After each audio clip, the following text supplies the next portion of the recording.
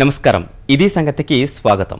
Metro రైలు నవ నాగరికతకు చిరునామా, సమ్మిళిత అభివృద్ధికి ప్రతీక, ట్రాఫిక్ సమస్యలకు చక్కనైన పరిష్కారం. అంతేకాదు నగరం హుందాతనానికి ఇదో చిహ్నం. ఇన్ని ప్రత్యేకతలున్న మెట్రో మన రాజధానిలో కోత వేసేందుకు సిద్ధమవుతోంది. రాష్ట్ర రాజధానిని అంతర్జాతీయ స్థాయిలో తీర్చిదిద్దడమే లక్ష్యంగా పెట్టుకున్న చంద్రబాబు సర్కారు కేంద్ర సాయంతో స్వయంగా ఈ ప్రాజెక్టును పూర్తి చేయనుంది. ఢిల్లీ మెట్రో సారథి శ్రీధరన్ నేతృత్వంలో నిర్మిస్తున్న బిజవాడ మెట్రోను 2019 నాటికి పూర్తి చేయాలని ప్రభుత్వం సంకల్పించుకుంది. అత్యున్నత ప్రమాణాలతో నిర్మించాలనుకుంటున్న విజయవాడ మెట్రోను ఎలా పట్టాలెక్కించనున్నారు? ప్రభుత్వమే ఈ ప్రాజెక్టును చేపట్టడం వల్ల వనగూరే ప్రయోజనాలేంటి? విజిటిఎంను మినహాయించి విజయవాడకే మెట్రోను పరిమితం చేయడానికి కారణాలేంటి? రాజధాని తర్వాత ఏ నగరాల్లో మెట్రో కోత పెట్టే అవకాశం ఉంది?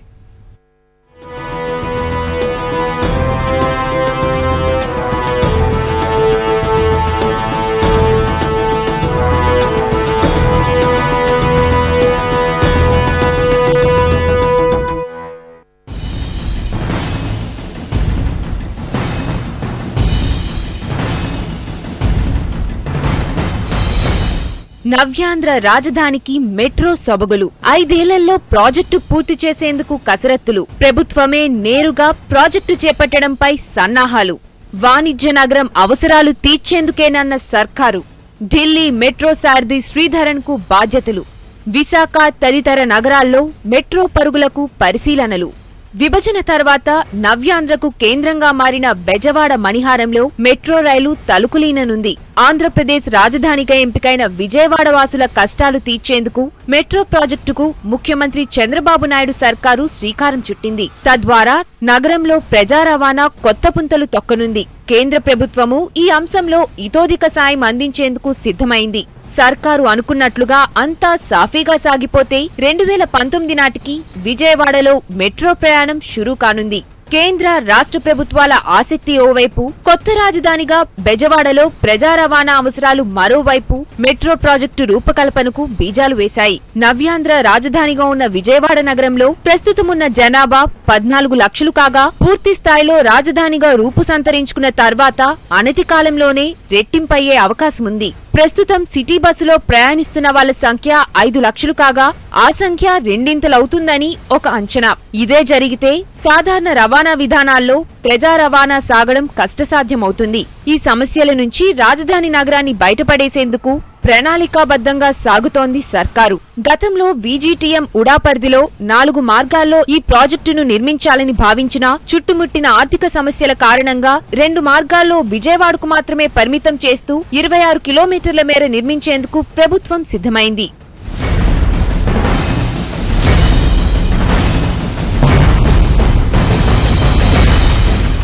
ప్రస్తుతం విజయవాడలో ట్రాఫిక్ పరంగా చూసుకుంటే ప్రధాన రద్దీ మార్గాలైన బందర్ రోడ్డు, ఏలూరు రోడ్లలో మెట్రో నిర్మాణం చేపట్టాలని శ్రీధరన్ కమిటీ సిఫార్సులను ఆధారంగా చేసుకుని ఈ 2 మార్గాల్లో మెట్రో ప్రాజెక్టు చేపట్టేందుకు సర్కారు పచ్చజెండా ఊపింది.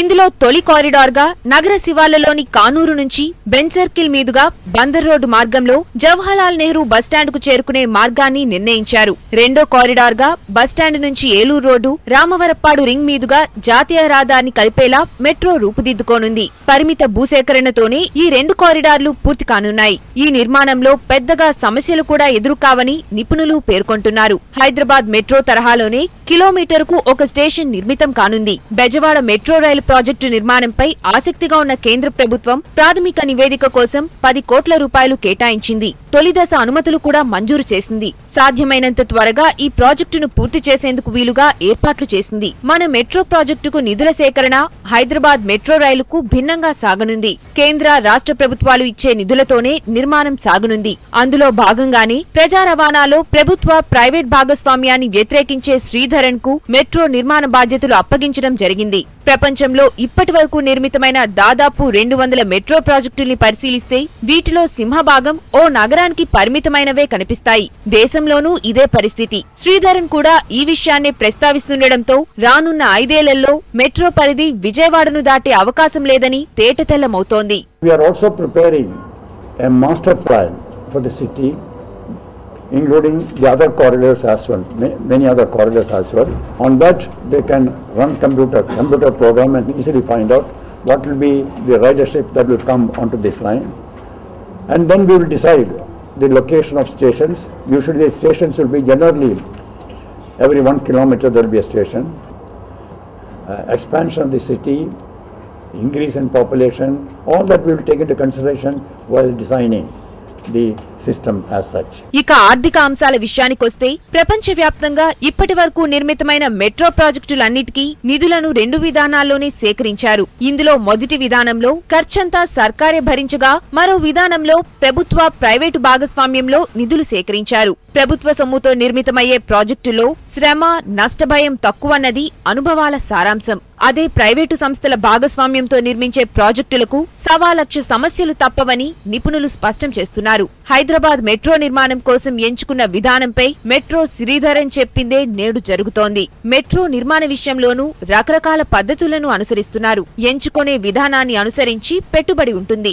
ఉపరితల మార్గంలో మెట్రోను నిర్మిస్తే కిలోమీటరుకు 200 నుంచి 250 కోట్ల రూపాయల మేర ఖర్చవుతుంది. అదే భూగర్భంలో నిర్మించాల్సి వస్తే ఇదే కిలోమీటర్ పరిధిలో మెట్రో నిర్మాణానికి 400 నుంచి 450 కోట్ల రూపాయల మేర ఖర్చవుతుంది. విజయవాడలో ఉపరితల మెట్రోకే సర్కారు మొగ్గు చూపింది. పూర్తిగా సర్కారే నిధులు సమకూర్చుతున్నందున భవిష్యత్తులో పెద్దగా సమస్యలు ఎదురయ్యే అవకాశం లేదు. కిలోమీటరుకు 200 కోట్ల రూపాయల చొప్పున 26 కిలోమీటర్ల మార్గానికి 5,200 కోట్ల రూపాయలు, డిపోలు, స్టేషన్ల నిర్మాణం, భూసేకరణ తదితరాల కోసం మరో 2,800 కోట్లు ఖర్చు కానున్నాయి. మొత్తం మీద ఈ ప్రాజెక్టు కోసం 8,000 కోట్ల రూపాయలు వెచ్చించేందుకు సర్కారు సిద్ధంగా ఉంది. దీనిలో 20% కేంద్రమిస్తుండగా 35% సర్కారు, మిగిలిన నిధులను బ్యాంకుల నుంచి రాష్ట్ర ప్రభుత్వం రుణంగా సేకరించనుంది. What we are proposing is an elevated metro. It will be carried on pillars along the median of the road. A metro is a highly expensive system, you should understand that. A metro will cost something like more than 200 crores per kilometer. When a railway line is readily available, we should make it the railway line, we should improve, upgrade the railway line, run more number of trains on that line. That is possible. Metro is basically meant for within the city, not intercity traffic. Hyderabad మెట్రోతో పోల్చితే Vijayawada metro నిర్మాణానికి అనేక సానుకూలతలు ఉన్నాయి. భాగ్యనగరంలో భూసేకరణ కోసం కేంద్ర, రాష్ట్ర ప్రభుత్వాలు 1,500 కోట్ల రూపాయలు వెచ్చించగా ఇక్కడ అంత అవసరం ఉండకపోవచ్చు. ఎందుకంటే మెట్రో నిర్మాణం ఇప్పటికే ఉన్న ప్రధాన రోడ్ల మీదుగా సాగనుండడంతో కేవలం స్టేషన్లు, డిపోల కోసమే భూమిని సేకరించాల్సి ఉంది. కేవలం 2 కారిడార్లను మాత్రమే తీసుకోవడం ద్వారా ప్రాజెక్టును 4 ఏళ్లలో పూర్తి చేసేందుకు వీలు కలుగుతుంది. ప్రభుత్వ, ప్రైవేటు భాగస్వామ్యం లేకపోవడంతో ప్రభుత్వ అధికారుల అండతో శ్రీధరన్ నేతృత్వంలో ప్రాజెక్టును త్వరితగతిన పూర్తి చేసేందుకు అవకాశం ఉంటుంది. అలాగే కోట్లాది రూపాయల పెట్టుబడులు అవసరమైనప్పటికీ వాటిని కేంద్ర, రాష్ట్ర ప్రభుత్వాలు భరించేందుకు సిద్ధం కావడం కూడా ప్రాజెక్టుకు అనుకూలాంశం కానుంది. ప్రస్తుత ధరల ప్రకారం దాదాపు 6,000 కోట్లు ఖర్చు పెడితే తొలి దశలో మెట్రో ప్రాజెక్టు నిర్మాణం 2 కారిడార్లలో పూర్తవుతుందని అంచనా. ఇలాంటి ప్రాజెక్టులను ఆర్టీసీ తరహాలో సేవా దృక్పథంతో నిర్వహించాలని శ్రీధరన్ సూచిస్తున్నారు. హైదరాబాద్ మెట్రోను నిర్మిస్తున్న ఎల్ఎన్టీకే ఈ ప్రాజెక్టు నిర్మాణ బాధ్యతలు దక్కే అవకాశాలున్నాయి. నవ్యాంధ్ర రాజధాని విజయవాడతో పాటు విశాఖ, తిరుపతి నగరాల్లో మెట్రో నిర్మాణంపై రాష్ట్ర సర్కారు వాకబు చేస్తోంది. చిన్న మత్స్యకార గ్రామస్థాయి నుంచి మహానగరంగా ఎదిగిన విశాఖ విస్తీర్ణం 534 చదరపు కిలోమీటర్లు కాగా జనాభా 20 లక్షలు. ఇంత జనాభా ఉన్న నగరంలో ప్రజా రవాణా కష్టసాధ్యంగా ఉంటుంది. మెట్రోనే ఇందుకు పరిష్కారం చూపగలదని భావిస్తోన్న సర్కారు ఆ దిశగా దృష్టి సారిస్తోంది. రాష్ట్ర విభజన బిల్లులో విశాఖకు మెట్రో హామీ ఉండడం సహా మహా విశాఖ నగరపాలక సంస్థ ఇప్పటికే ప్రాజెక్టు సవివర నివేదిక కోసం గ్లోబల్ టెండర్లు ఆహ్వానించింది. అలా విశాఖలోనూ మెట్రో పరుగులు తీయబోతోందన్న ఆశలు నగరవాసుల ఆశలకు ఊపిరిపోస్తున్నాయి. నగర పరిధిలో 70 నుంచి 80 కిలోమీటర్ల మేర మెట్రో ప్రాజెక్టు కోసం అధ్యయనం చేయాల్సి ఉంటుంది.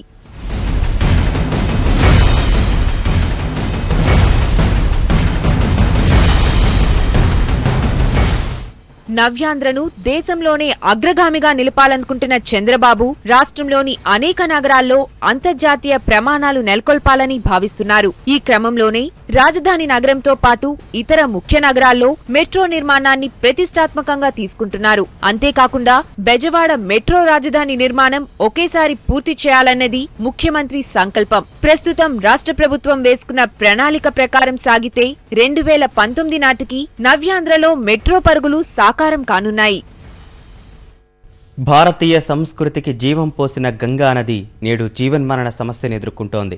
ఉత్తర భారతాన పచ్చని సిరులు పండించిన అమరవాహిని అంతర్ధానం దిశగా అడుగులు వేస్తోంది. గంగలో మునిగితే సకల పాపాలు పోతాయన్న నానుడి గతమవగా నేడు గంగా జలాలు అత్యంత ప్రమాదకరమయ్యాయి. రాబోయే సమస్యను ఏళ్ల క్రితమే గుర్తించిన సర్కార్లు వేల కోట్ల రూపాయలు ఖర్చు చేశాయి, కానీ గంగ శోకం మాత్రం తీర్చలేకపోయాయి. ఈ వైఫల్యాలనే ప్రశ్నిస్తూ ఇటీవలే దేశ సర్వోన్నత న్యాయస్థానం కూడా కేంద్రాన్ని నిలదీసింది. భాగీరథి భాగ్యరేఖ మారడానికి ఇంకెంత సమయం కావాలంటూ ప్రశ్నించింది. గత సర్కార్ల మాదిరిగా కేవలం వాగ్దానాలకే మేం పరిమితం కామంటున్న మోడీ సర్కారు ఇప్పటికే గంగా ప్రక్షాళనకు సంబంధించి విధి విధానాల రూపకల్పనలో నిమగ్నమైంది. అయితే ఈ నదీమ తల్లి ప్రక్షాళనకు దేశంతో పాటు అంతర్జాతీయంగా పొరుగు దేశాల నుంచి నరేంద్రుడికి అడ్డంకులు కలగనున్నాయి. అంతేకాక ఈ ప్రక్షాళన కార్యక్రమంలో వ్యర్థ నిర్వహణ కూడా సర్కారుకి కత్తిమీదే సామే కానుంది. ఆ క్రమంలోనే ఇప్పటికే గంగా ప్రక్షాళనకు సంబంధించి అధ్యయనాలు ప్రారంభించిన సంబంధిత మంత్రిత్వ శాఖకు వివిధ సంస్థల నుంచి అనేక సూచనలు అందుతున్నాయి.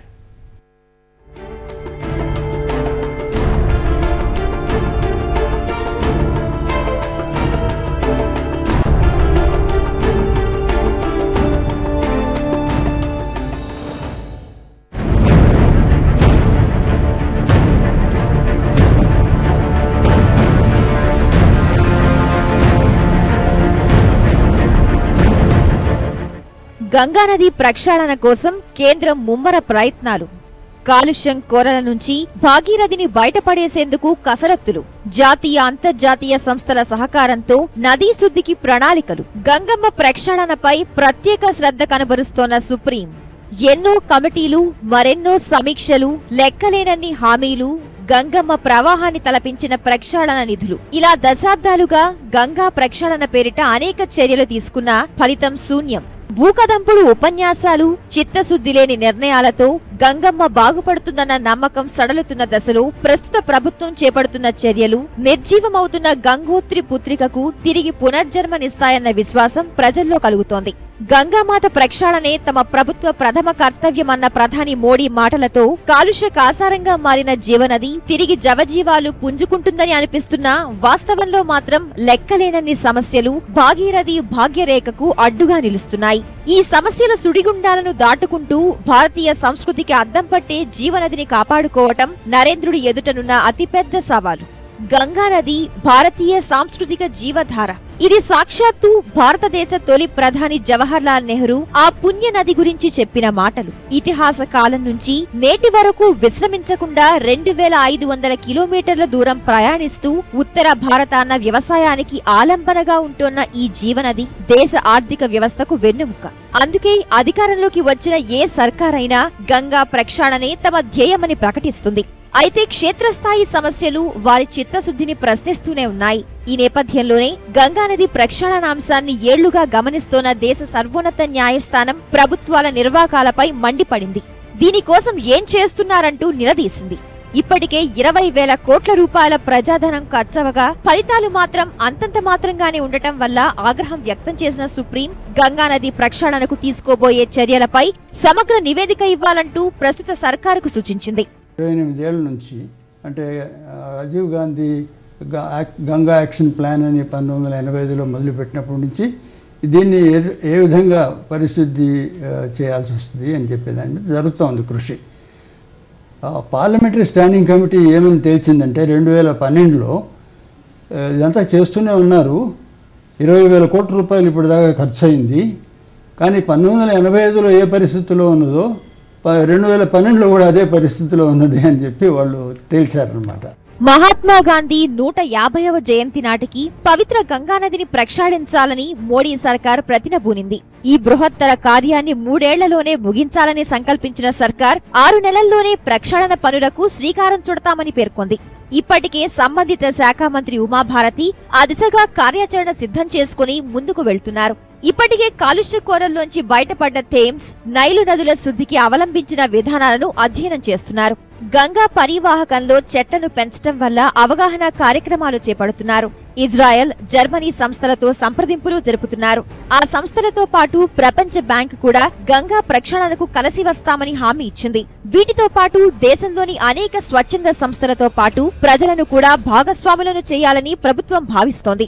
అయితే ఈ ప్రక్షాళన విషయంలో అనేక జాతీయ, అంతర్జాతీయ సమస్యలు ఎదురుకానున్నాయి. గంగానది భారత్ తో పాటు నేపాల్, బంగ్లాదేశ్ గుండా కూడా ప్రవహిస్తుంది. కాబట్టి ఆయా దేశాలు సహకరించేలా కేంద్రం మంత్రాంగం నెరపాల్సి ఉంటుంది. పరిశ్రమల వల్లే ఎక్కువ స్థాయిలో కాలుష్యం జరుగుతోందని గుర్తించిన సర్కార్ ప్రస్తుతం 48 పరిశ్రమలు మూసివేయాలని ఆదేశించింది. ఆ కఠిన నియంత్రణలను అమలు చేయటంతో పాటు నదిలో ఉమ్మిన జరిమానాలు, జైలు శిక్షలు విధించేందుకు ఏర్పాట్లు చేస్తోంది. దేశంలో గంగా పరివాహకంలో క్షేత్రస్థాయి పరిస్థితులు అత్యంత ఘోరంగా ఉన్నాయి.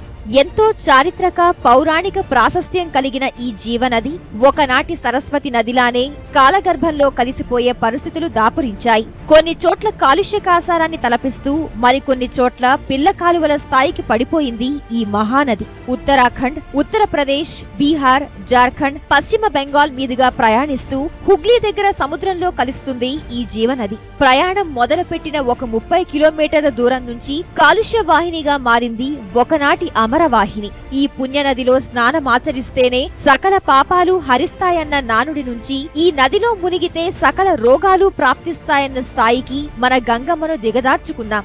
గతేడాది కేంద్ర కాలుష్య నియంత్రణ సంస్థ సిపిసిబి పరిశీలనలో వెల్లడైన వాస్తవాలు దేశ ప్రజలు నిర్ఘాంతపోయేలా చేస్తున్నాయి. దేశవ్యాప్తంగా ఉన్న 445 నదుల నుంచి సేకరించిన నీటి నమూనాలను సిపిసిబి సేకరించి పరీక్షలు నిర్వహించింది. దేశంలో ప్రవహించే సగానికి పైగా నదుల్లో నీరు తాగడానికి కాదు కదా, అసలు స్నానానికి, పంట పొలాల్లో వినియోగించడానికి కూడా పనికిరావని తేల్చి చెప్పింది. దీనికి కారణం ఆయా నదుల్లో కలుస్తోన్న విష పదార్థాలే. దేశంలో ఇబ్బడి ముబ్బడిగా పెరిగిపోతున్న పట్టణీకరణే ఈ సమస్యకు కారణంగా నిలుస్తోంది. రోజు గృహాల నుంచి దాదాపు 40,000 మిలియన్ లీటర్ల వ్యర్థాలు నదుల్లోకి చేరుతున్నాయి. వీటి నుంచే దాదాపు 70% మంది దేశవాసులు తమ దాహార్తిని తీర్చుకుంటున్నారు. వీటి వల్ల 86% వ్యాధులు వస్తున్నాయి. ఇక గంగానది గురించి చూస్తే అత్యంత కాలుష్య కేంద్రంగా ఈ జీవనది నిలుస్తోంది.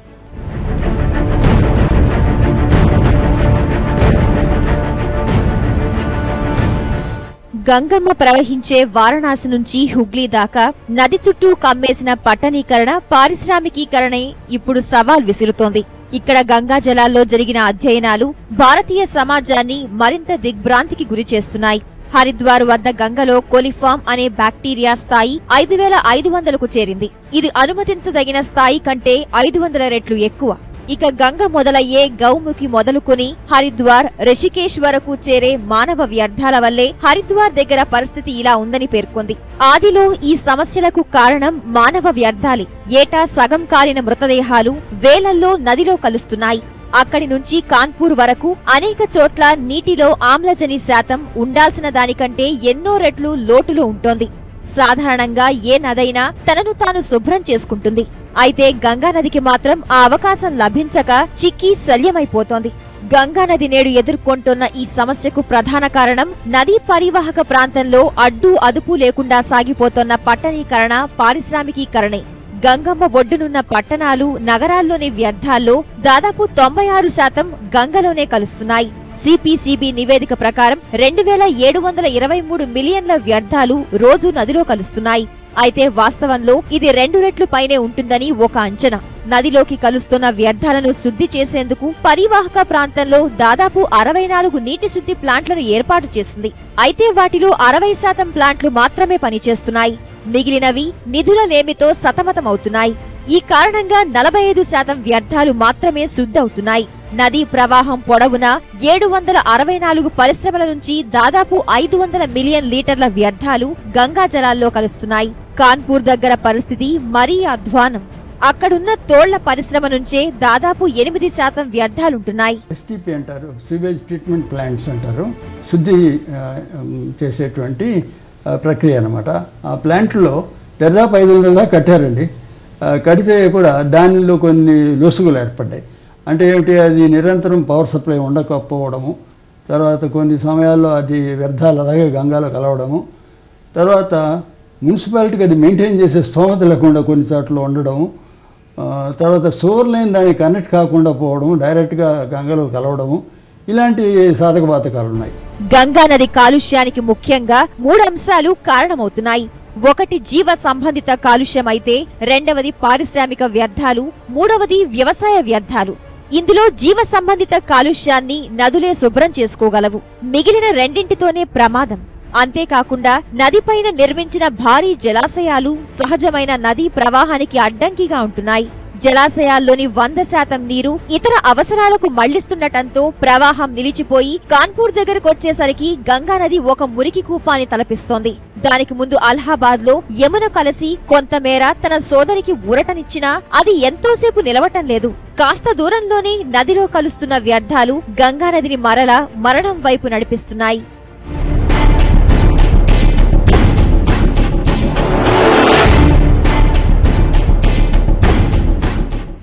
గంగమ్మ జలాలతో పెరుగుతున్న ప్రతి నగరం భాగీరథికి సమస్యలు సృష్టిస్తోంది.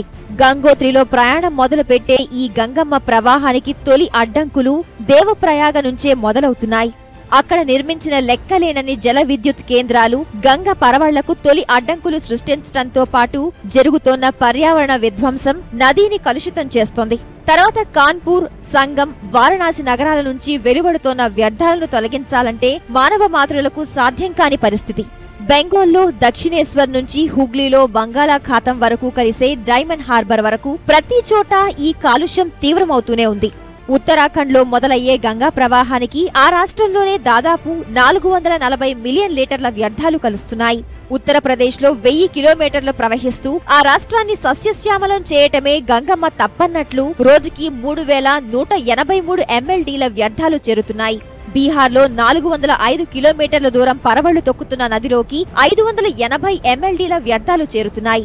పశ్చిమ బెంగాల్లో పద్మగా మారిన గంగమ్మ 520 కిలోమీటర్ల దూరం ప్రయాణిస్తూ 1179 MLDల వ్యర్థాలను మోసుకుపోతోంది. ఇలా ఏ రాష్ట్రానికి ఆ రాష్ట్రం పోటీ పడుతూ గంగమ్మను నిర్జీవం చేస్తున్నాయి.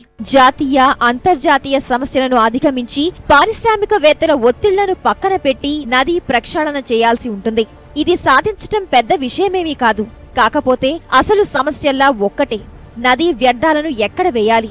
ఇదో అతి పెద్ద సమస్య కానుంది. ఈ ప్రక్షాళనలో వచ్చే వ్యర్థాల్లో అత్యంత హానికరమైన రసాయన వ్యర్థాలు ఉంటాయి. ఏళ్లుగా నీళ్లలో పేరుకుపోయిన ప్లాస్టిక్ వ్యర్థాలు ఇప్పటికే విషతుల్యమయ్యాయి. కాబట్టి వీటిని వేరే ప్రాంతాల్లో పడేస్తే అవి నీటిలో ఇంకి భూగర్భ జలాలు విషంగా మారే అవకాశముంది. కాబట్టి నదీ ప్రక్షాళన తర్వాత ఎదురయ్యే ఈ సవాలుకు సమర్థమైన పరిష్కారాన్ని కనుగొని గంగమ్మ కన్నీటిని తుడిచే దిశగా కేంద్రం కదలాలి. గంగానదికి భారతదేశ మనుగడకు విడదీయలేని బంధముంది. వర్తక వాణిజ్య కేంద్రాలు, పుణ్యక్షేత్రాలు, పాడి పంటలకు నిలయాలుగా గంగా తీరం వేల ఏళ్లుగా విలసిల్లింది. మనిషి మనుగడను మలుపు తిప్పిన నదీ నదాలు చాలానే ఉన్నాయి. కానీ అవన్నీ గంగానదులు కాలేకపోయాయి. భారతీయుల హృదయాల్లో గంగకు మళ్లే స్థానాన్ని సాధించలేకపోయాయి. మానవ వికాస చరిత్రకు గంగా ప్రవాహమే సజీవ సాక్ష్యం. కాబట్టి ఇంతటి ప్రాశస్త్యం ఉన్న నదిని కాపాడుకోవటం మనందరి బాధ్యత. ప్రభుత్వంతో కలిసి మన గంగ ప్రక్షాళనకు సహకరిద్దాం. భారతీయ సంస్కృతికున్న ఏకైక సాక్ష్యాన్ని బతికించుకుందాం. మరిన్ని విభిన్న అంశాలతో మరో సంగతిలో కలుద్దాం. నమస్కారం.